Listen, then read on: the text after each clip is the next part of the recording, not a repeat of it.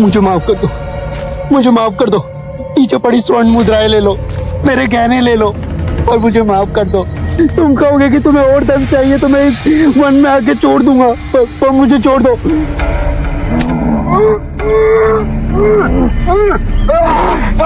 मुझ पे रहम करो, मुझ पे रहम करो, रहम करो मुझ पे।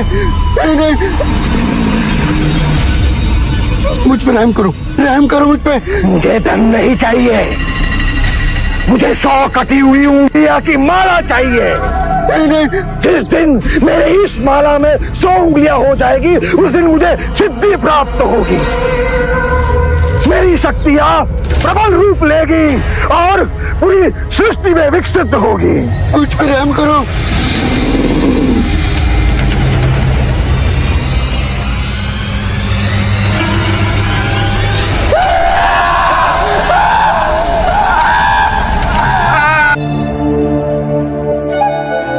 या भगवती भिक्षाम देहि।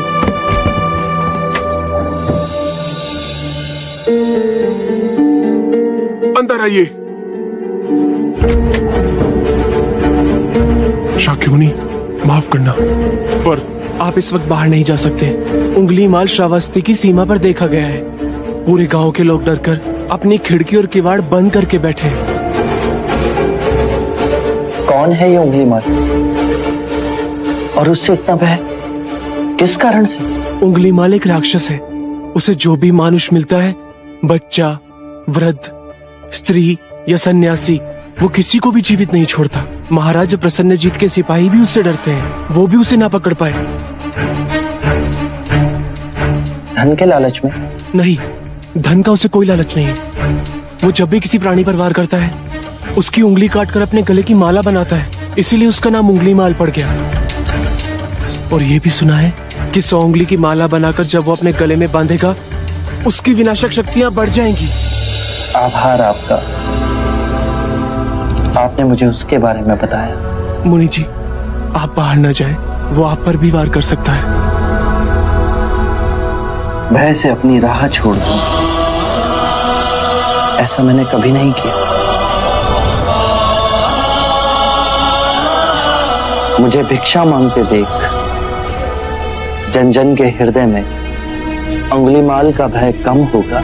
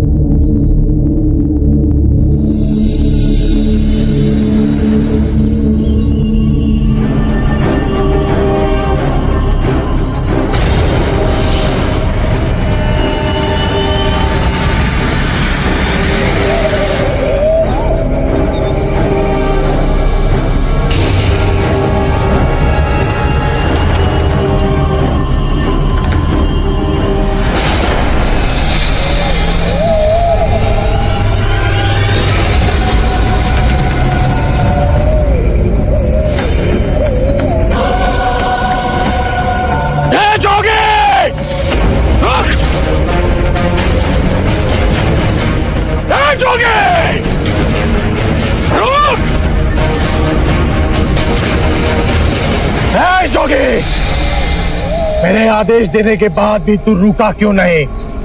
मैं तो बहुत पहले ही रुक चुका हूं, तुम ही नहीं रुके। तुझे मुझसे भय नहीं लग रहा? मैं आदि मानव हूं।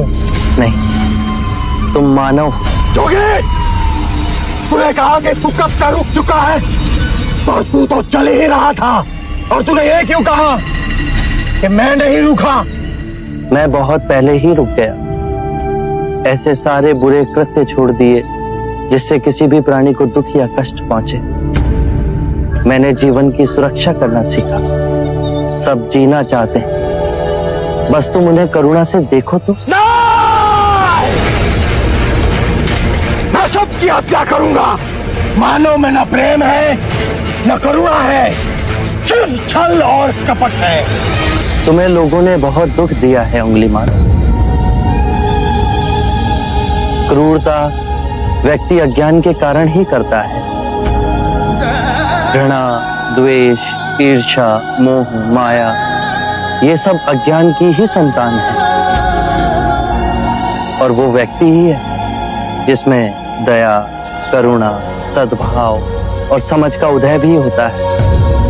अंगुलीमाल, यदि इस जीवन में क्रूर और निष्ठुर लोग हैं तो दयावान भी हैं। बस अपनी आंखों से ये अंधेपन का पर्दा हटा के देखो। तुम और व्यक्ति जैसे नहीं हो। मैं हर व्यक्ति जैसा ही हूं, बस जागृत हो ये सिद्ध कर रहा हूं कि हर व्यक्ति में जागने की क्षमता है। मेरा मार्ग क्रूरता को निर्मलता में परिवर्तित करता है। तुम घृणा के पथ पर बस इस क्षण रुक जाओ।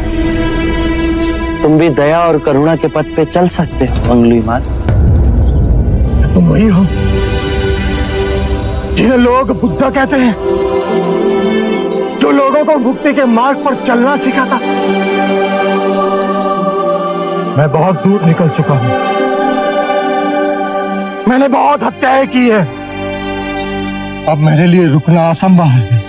असंभव कुछ नहीं। जब आंखें खुले तभी सवेरा। मैं पुनः जीवन की ओर नहीं मुड़ सकता। बहुत देर हो चुकी।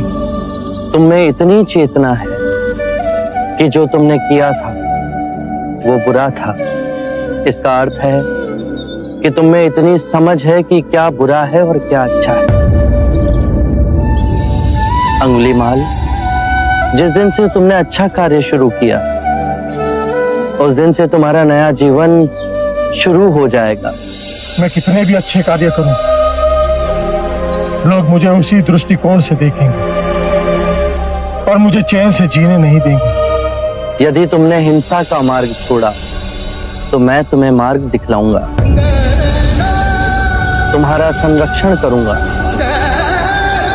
तुम्हें लोगों की घृणा से बचाऊंगा। बस पहला पग तुम्हें ही उठाना है। ये हो सकता है? अवश्य हो सकता है। तुम में असामान्य बुद्धि है अंगुलीमाल। तुम आत्मज्ञान के पथ पे बहुत आगे जाओगे।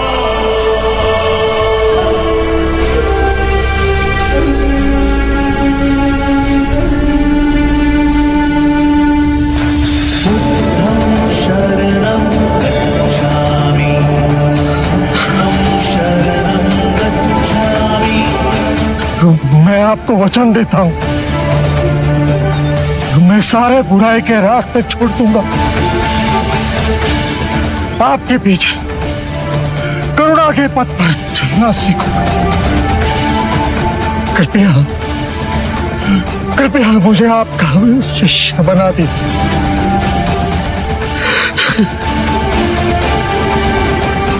मैं शिष्य नहीं बनाता। व्यक्ति स्वयं संग से जुड़ता है।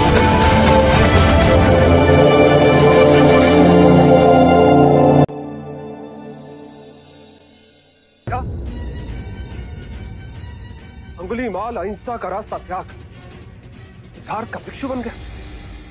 सिद्धार्थ नहीं महाराज, शाक्य मुनि गौतम बुद्ध। ये सूचना सत्य नहीं हो सकती। सत्य है महाराज।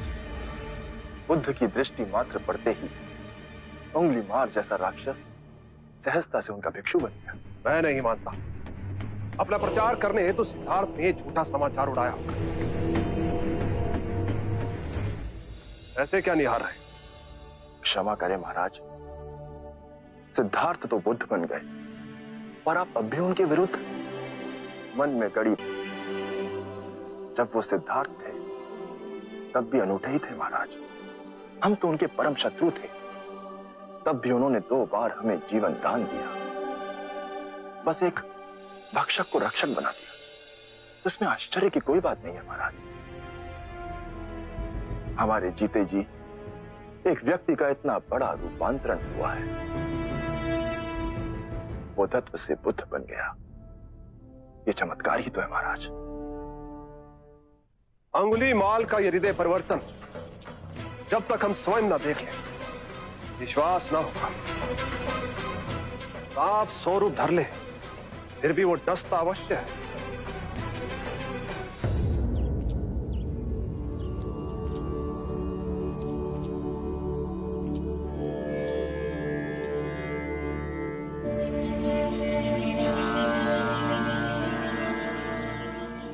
बांदुल, इतनी अधिक शांति की अनुभूति मुझे जैतवन में पहले कभी नहीं।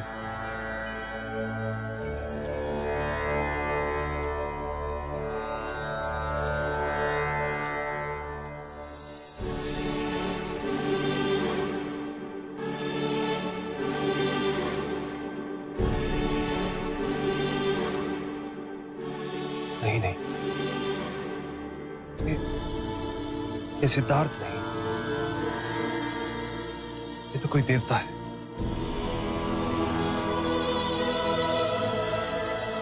जिस प्रकार एक सर्प अपनी पुरानी केंचुली को छोड़ नई केंचुली धारण करता है, उसी प्रकार मनुष्य को भी अपने पुराने रूप को कई बार छोड़ नया रूप धारण करना पड़ता है।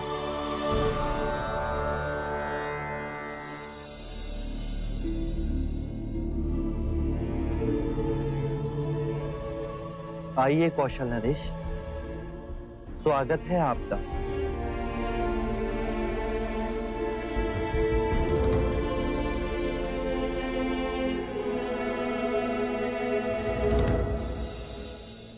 हम आपसे एक बात की पुष्टि करने आए।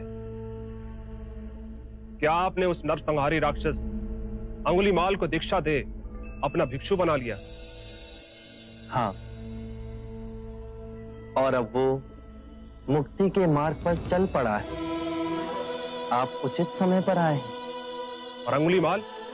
उसकी चर्चा हम बाद में करेंगे। पहले आप हमारे प्रिय भिक्षु की देशना सुन लीजिए। आओ अहिंसक।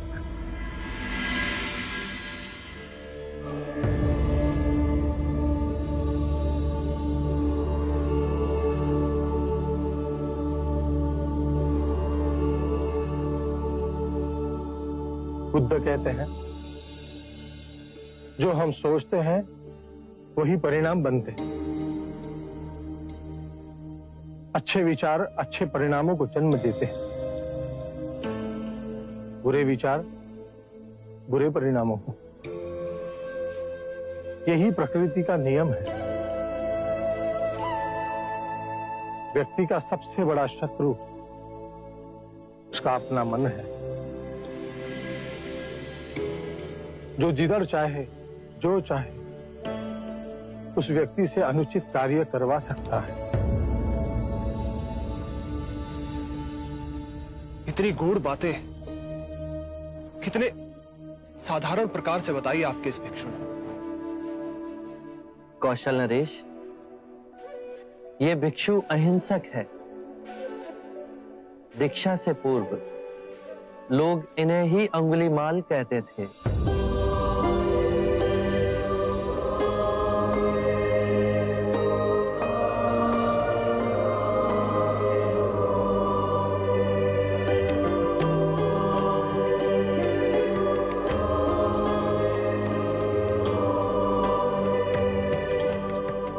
हमने आज तक सुना था कि एक हत्यारा साधु बन सकता है,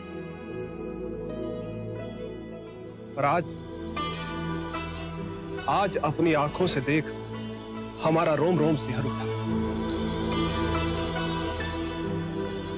अंगुलीमाल, हम तुम्हें जीवन दान और स्वतंत्रता देते हैं। महाराज, आप दयालु हैं। नहीं, दया और करुणा की मूर्ति तो स्वयं शाक्य मुनि गौतम बुद्ध। मानवता के इतिहास में अपराधियों को दंड दे उन्हें सुधारने का प्रयत्न तो किया गया, पर अपराधी के हृदय में एक क्रांति केवल गौतम बुद्ध ही ला सकते।